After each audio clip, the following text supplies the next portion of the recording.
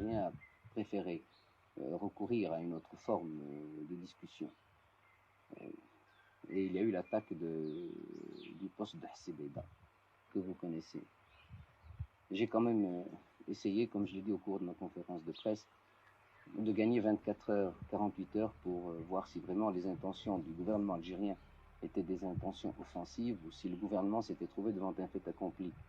Malheureusement, la réponse qui m'a été faite, tant dans sa forme que dans son fond, ne me laissant pas d'autre solution que celle de l'emploi de l'armée royale pour la récupération des postes, Hsebeda de Tinjoub.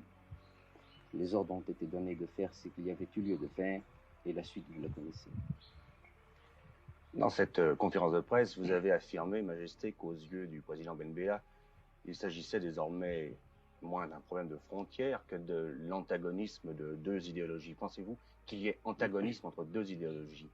Je n'ai jamais personnellement fait de procès d'intention à qui que ce soit, et je me garde toujours, quant au jugement que je peux porter, qu'il soit d'ordre privé ou d'ordre public, de laisser parler ma subjectivité.